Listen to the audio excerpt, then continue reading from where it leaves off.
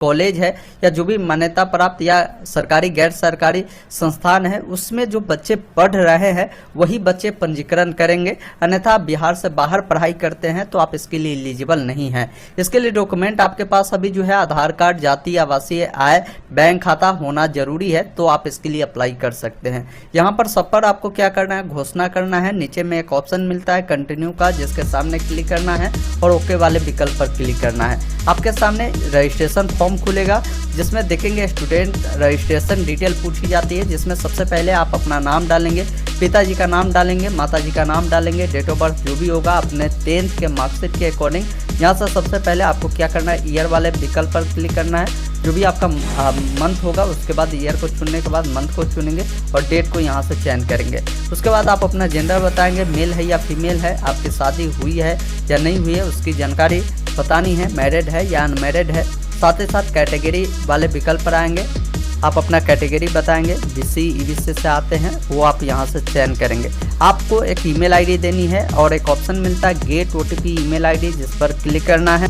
OTP डालने के बाद जब ओटीपी वेरीफाई करेंगे, इस प्रकार बताएगा कि आपका ओटीपी सफलतापूर्वक वेरीफाई हो चुका है और इस प्रकार ग्रीन टिक लगेगा। इसी अनुसार मोबाइल नंबर को डालेंगे, इस पर भी आपको मोबाइल नंबर को डालेंगे, इस पर भी आपको ओटीपी अनवाना है।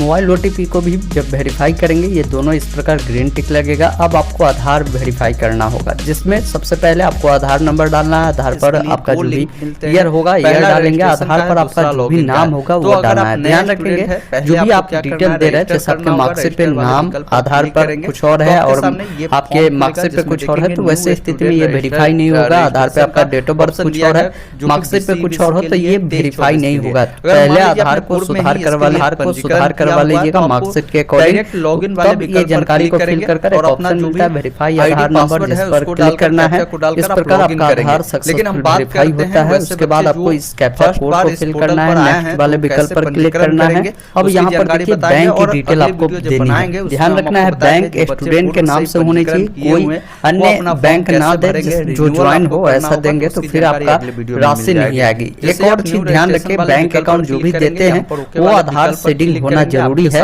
अगर आधार सीडिंग नहीं है तो आधार सीडिंग करवाए, अन्यथा आप इंडियन पोस्ट पेमेंट बैंक का जो पोस्ट ऑफिस वाला खाता होता है उस खाता को खुलवाए।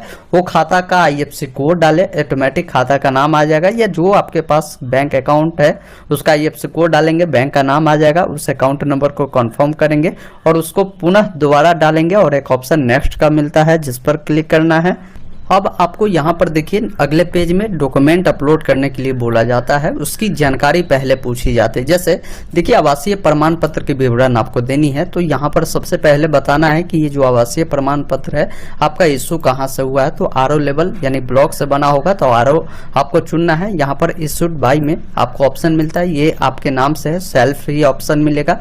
अब यहाँ पर देखिए आपकी प्रमाण पत्र संख्या पूछी जाती है, तो यहाँ पर कुछ अंक आप देखेंगे यहाँ पर पहले से दिया हुआ है, जैसे BRCC0/ यहाँ तक आपको मिल जाता है। उसके बाद आपको बताना है कि ये प्रमाण पत्र किस साल इशू हुआ है, वो आपको स्लैश के बाद वो साल रहता है और बाकी डिजिट आपको यहाँ पर डालना है। एक बार आपको क्लियर कर देते हैं कि प्रमाण पत्र पर कैसे ये सभी जानकारी आपको मिलती है और कैसे डालना है। जैसे यहाँ पर एक प्रमाण पत्र आप देखेंगे जो हमने आपको बताया कि BRCC0 ये रहता ही है, स्लैश के बाद जिस साल बना होगा वो साल आप चुन लेंगे और फिर स्लैश के बाद ये जो आपकी डिजिट है इसको क्या करना है आगे डालना है। और यहीं पर देखेंगे आपको एक चीज और मिलता है कि ये जो प्रमाण पत्र है कब जारी किया गया, वो दिनांक आपको यहाँ पर मिल जाता है। ये डेट आपको डालना होगा, चूंकि अभी हम आपको बताते हैं, इस पर आएंगे तो बाकी जो अंक होगा यहाँ पर डालने के बाद आपको बोला गया कि प्रमाण पत्र जारी करने की तिथि, तो अभी हमने बताया कि जो डेट आपको मिलेगा वो डेट को यहाँ से कैलेंडर के माध्यम से उसको डाल देना है। इसी अनुसार आय प्रमाण पत्र की विवरण डालनी है, लेकिन यहाँ पर क्लियर बता दिया गया कि आपकी जो आय प्रमाण पत्र होगी 1 अप्रैल 2022 से लेकर 31 मार्च 2022 तक होनी चाहिए। 31 मार्च 2022 का जो निर्गत अगर प्रमाण पत्र अगर आप लगाते हैं आय प्रमाण पत्र, तो वो वैध हो भी सकती है और नहीं भी हो सकती, ये विभागीय के ऊपर डिपेंड करता है। इसकी क्लियरिटी इन्होंने कर दिया है कि आप कोशिश करें इस बीच का है तो लगाए, अन्यथा अगर आपके पास नहीं है आप हाल का लगाते तो वैसे स्थिति में हो सकता है आपका इनकम सर्टिफिकेट रिजेक्ट कर दिया जाए, तो ये ध्यान रखेंगे। तो यहाँ पर सबसे पहले बताना है कि इनकम सर्टिफिकेट किस लेवल से बना है, तो RO लेवल से बना होगा तो RO चुनेंगे। इनकम सर्टिफिकेट आपके नाम से बना है या आपके पिताजी के नाम से या आपके माता जी के नाम से, वो आप यहाँ पर चुनेंगे। साथ ही साथ जो इनकम सर्टिफिकेट का नंबर, जैसे हमने आपको बताया कि यहाँ से आप जो है साल महीना को आप यहाँ से साल चुन सकते हैं किस साल बना है। साथ ही साथ जो इनकम सर्टिफिकेट के बाद वाला 22 स्लैश के बाद जो अंक होगा यहाँ पर डाल दीजिएगा और कब बना है वो डेट यहाँ पर डालना है। आपकी वार्षिक जो इनकम होगी वो इनकम सर्टिफिकेट जब आप देखेंगे यहाँ पर मिल जाता है, कुल वार्षिक आय क्या है वो आपको यहाँ पर देखने को मिलता है, तो इसी को वहां पर आपको डालना है जो कि यहाँ पर आप इससे फिल करेंगे। इसी अनुसार आपको जाति प्रमाण पत्र के विवरण देनी है, जैसे ये जो प्रमाण पत्र है किस लेवल से आपका बना है, साथ ही साथ ये जो प्रमाण पत्र है ये सेल्फ आपके नाम से है वो बताएंगे। साथ ही साथ जाति प्रमाण पत्र की संख्या जो भी होगी, जैसे यहाँ पर कुछ दिया गया है, उसके बाद जो साल होगा वो साल आप यहाँ से चुनेंगे। साथ ही साथ जो भी स्लैश के बाद 2022 या 21 या 23 के बाद जो अंक होगा जो प्रमाण पत्र आप देखकर यहाँ पर फिल करेंगे और कब इशू हुआ है कैलेंडर के माध्यम से इसको फिल करना है। और एक ऑप्शन मिलता है प्रीव्यू बिफोर रजिस्टर, जिस पर आपको क्लिक कर इसका प्रीव्यू देखना है। अब आपके सामने यहाँ पर देखेंगे प्रीव्यू सेक्शन आएगा, जिसमें आपने जो भी जानकारी फिल किया है उसका प्रीव्यू देख सकते हैं। कोई जानकारी अगर गलत है तो अभी आप बैक होकर इसे सुधार कर सकते हैं। सारा जानकारी सही है तो सिंपली नेक्स्ट वाले विकल्प पर क्लिक करना है। अब यहाँ पर आपने जो भी डॉक्यूमेंट दिया है उससे अपलोड करना होगा, जिसमें बताया गया कि आपका जो भी निवास प्रमाण पत्र है उसे अपलोड करें, साथ ही साथ आपका जो इनकम सर्टिफिकेट है उसको अपलोड करें और आपका कास्ट सर्टिफिकेट है उसको अपलोड करें।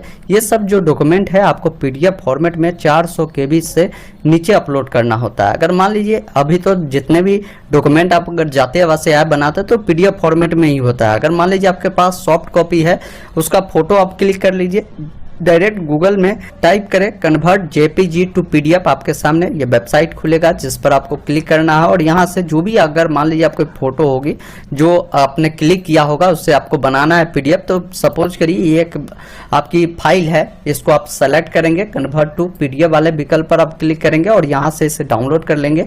ये आपका बड़े ही आसानी से ऑनलाइन तरीका से ये PDF में आपका कन्वर्ट हो जाता है, जो इस प्रकार आप देख पाएंगे। तो ये तरीका है, इस माध्यम से आप PDF इसको कन्वर्ट कर इन तीनों को आपको सेलेक्ट करना है और सेव वाले विकल्प पर क्लिक करना है। इस प्रकार आपका जो पंजीकरण है सफलतापूर्वक पूरा होता है और जब आप नीचे आएंगे तो इसमें क्लियर लिखा हुआ है कि ये जो आवेदन आपका हुआ है ये अभी पूरा नहीं हुआ है, अभी विभागीय सत्यापन आपका फॉर्म का किया जाएगा। जो डॉक्यूमेंट आपने डाला है उन सबका वेरिफिकेशन होगा। अगर वेरिफिकेशन में सही पाया जाता है तो आपकी ईमेल आईडी और मोबाइल नंबर पर यूजर आईडी पासवर्ड भेज दिया जाएगा, जिसके मदद से आप लॉगिन कर फॉर्म को आगे फाइनलाइज करेंगे। अब सिंपली नीचे आपको आना है, पूरी जानकारी आपको देखना है और डायरेक्ट यहाँ पर एक ऑप्शन मिलता है प्रिंट का, जिसके सामने क्लिक करना है और सेव वाले विकल्प पर क्लिक कर इसे प्रिंट कर रख लेना है।